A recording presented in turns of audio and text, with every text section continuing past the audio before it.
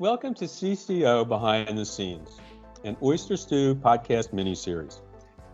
I'm Jeffrey Hiller, Managing Director at Oyster Consulting, former Senior Counsel for the SEC's Division of Enforcement, and I've also served as CCO at many well-known global investment firms. I've seen both sides, I've been on both sides, and I literally helped write the textbook for U.S. modern regulatory compliance. Being CCO is more than just checking boxes.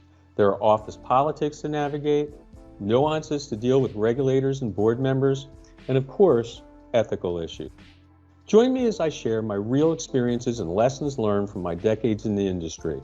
Some things you just won't get from a textbook.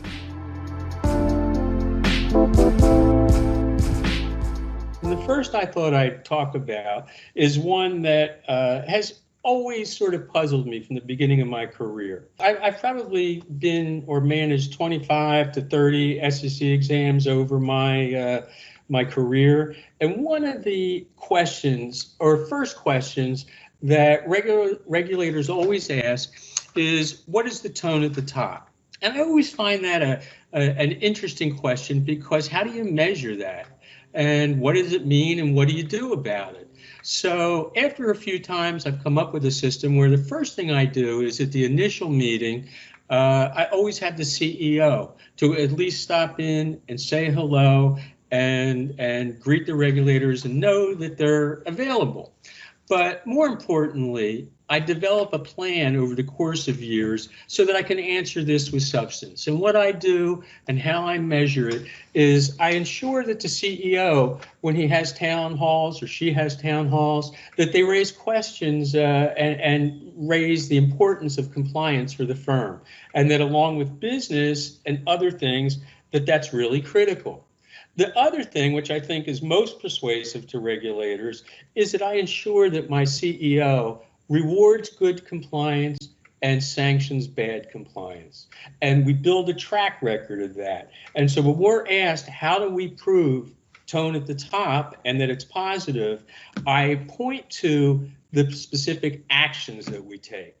And I've been told many times by regulators that that's a unique but very effective way to do it. That sort of falls into a second item I talk about, which is before the SEC ever comes in, they send you a document production list, and you're usually given 2 to 3 weeks to produce all these documents. And my experience has been throughout my career that in the course of producing these documents, we also find exceptions that we weren't aware of. And there's no reason to panic. There's no reason to be concerned, because you can use these exceptions to your advantage. And in the course of document production, if you find exceptions or compliance violations, fix them and make a list of them. And when the SEC comes in your first meeting, you should say, during the course of document production, here are items that we found that not major, but they're out of compliance. And as is our practice, we complete them and fix them immediately. And here they are. We have nothing to hide. We want you to know how the company operates. And that's another instance where the SEC really appreciates the candor and the openness of what we're doing and shows the firm's commitment to doing the right thing. Another item I thought I'd address is working with boards. If you're a CCO of an investment company, then by statute, you have to meet with the board on a routine basis in private meetings and share with them what you've learned and if there are any problems that they need to know about. And that's pretty straightforward. You've got to be open and honest with the board. And this applies whether it's an investment company, an asset manager, a broker dealer. You should be presenting not a worst case scenario, but the findings you have. And again, what you're doing to reconcile them. Again, if you find a problem, always look for more than one solution.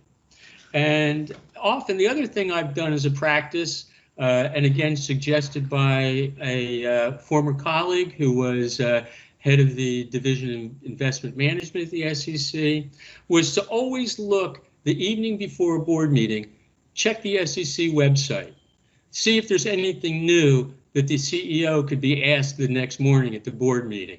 and these boards fly in from all around. And in fact, one time, I can't recall exactly what it was, but the night before a board meeting, the SEC came out with something that could impact everybody. And so I left a one sort of paragraph bullet point with the CEO. And sure enough, he got it in the morning, went to the board meeting at 8, and one of the board members said, "Did you happen to see this in the news?" And my CEO was able to say, "Yes, I have a little write-up here, and I can discuss it with you." Well, that engendered so much sort of gratitude from him, and he got a sense of, I'm looking out for him. I'm looking out for our firm. I'm looking to see that if there's a change in the SEC's policies or procedures or suggestions, that we jump on them immediately. And I can guarantee you, if you do that for the next 30 days, you're going to find something that the SEC is pronouncing that you can use.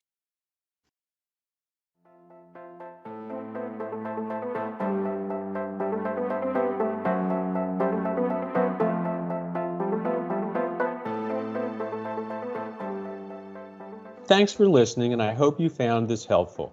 If you like what you heard, make sure to follow the Oyster Stew podcast on whatever platform you listen to. Oyster consultants are industry practitioners. We aren't career consultants. We've done your job and know the issues you face. If you'd like to learn how we help firms start, run, and protect and grow their business, visit our website at www.oysterllc.com.